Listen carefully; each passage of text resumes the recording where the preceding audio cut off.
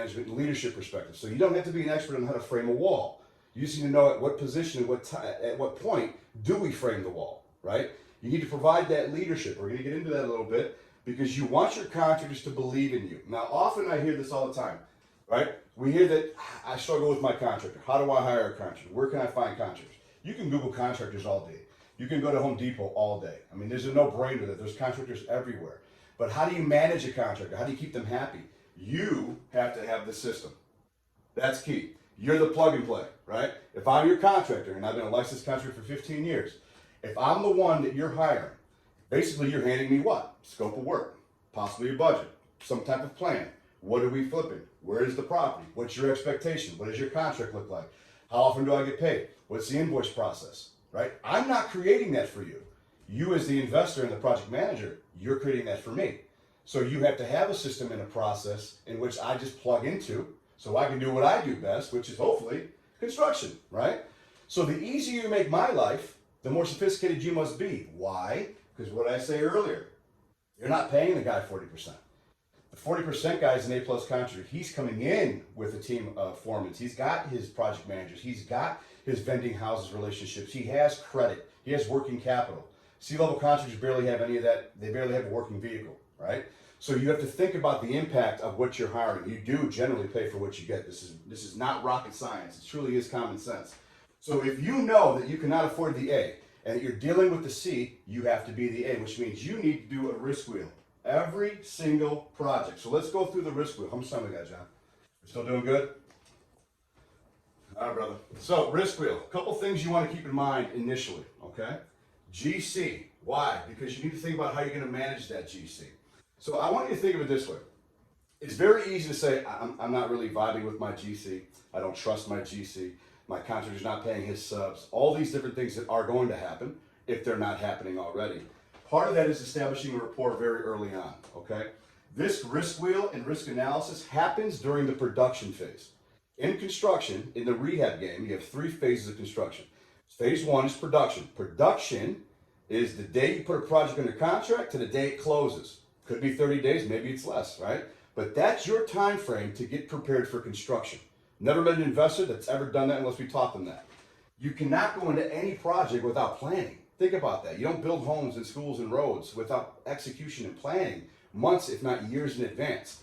And you're given a very sliver of a window to plan for a rehab. I don't care if it's a $2,000 hotel. I don't care. You plan for that. So it goes seamless. So you get in and out on a time frame, make your money, go home and do it again. So the GC absolutely needs your system, it needs your management, it needs your standards so they can plug in and operate, and then you just maintain the oversight. Your job is not to manage the job site. Your job is to manage the contractor, right? You manage the lead contractor so well and so efficient, they're forced to then manage that job site, because if you're doing your job as a project manager, you are on the site all the time. You're providing a CRM system for which we have so we can communicate with the field, live chats, right? I have my Gantt charts stuck on the wall. I know where my schedule is going to be. I got job site binders. I'm providing every possible tool for that GC. And the reason why he's number 1 on my risk board is because I already know he's probably a C-level contractor. He's going to need me, right? If I'm the investor, he's going to need my leadership. He's going to need my guidance. He's going to need my direction, because it's not his. I'm not paying him for that, right? I'd have to pay him 40% if I said, I really, really want you to run this thing. And in that case, hire the A, pay them the extra, get it done sooner, and probably to a better standard of quality. But that depends on your budget, right? So GC is absolutely number 1 as a risk to assess on every single flip, even if it's GC you use consistently. If you're new to the game, if you're about to scale, if you go to another market, if you move from North Carolina to Jacksonville. That's what I'm saying. Money. Yes, sir. Yep.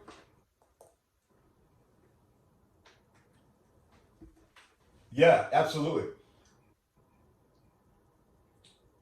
No worries, no worries. I have a risk wheel. I'll take a picture of this up close and I'll upload it. Not a problem. Of course. So, money, tracking KPIs, key performance indicators, right? That all translates. You're going to realize that every pie on this risk wheel, they coexist, they co-connect, right? Tracking KPIs is important because part of your KPI tracking is your budget, your time frame, and change orders. Those are the key, the top 3. Number 4 would be your sub inventory. What does your roster look like? So that's a piece of the pie that you want to start looking at as well during the production phase. Projects under contract, we start going pie to pie. The other thing you want to look at is your materials, right? Have you set up your materials? Have you had your relationships with pro account managers? Do you have a design board per se? Do you have your SKU list somewhere that matches the design board that you could seamlessly just pass off to your contractor or anybody who's in relation to the transaction? So start thinking about your standard, your materials, your look, the quality you expect, the type of material, your price points. What does your full bathroom cost? What does your typical kitchen cost? So when you start boxing those and grouping those costs in, you're efficient, right? Because when you're going in and you're trying to buy deep, you got to know your rehab levels. That's a whole other class. But when you know how to buy deep and you're looking at all this, part of buying deep is understanding your risk wheel up here. The more you do this, it becomes instinct. And when you have instinct, you have profitability. So materials is a very, very big one. I always have this as a big concern. I wrote a note here about lead time. Some materials need lead time, right? If you know you got to put in all new windows in a house, if you know that maybe it's a shorter, it's a rental, right? And you want to be in and out of this thing in 30 days or less, and you have a couple different cabinet vendors, you have to make sure that they have what you want in stock, or there might be lead time. So certain materials you might have to order in advance to make sure they don't impact the construction schedule. Because if you're the type of investor that decides, I'm going to buy my materials, which is great, I condone that, I think it's wonderful, you save 40% on your budget, then all of a sudden all what you have to do is make sure that the timing matches with the deliveries, which means do some diligence, which means make the phone calls to ensure that what you want is in stock, and when you know you need it, you're going to coordinate with your GC or your sub about when they need that. That's a whole other day. Schedule, right? Time is money.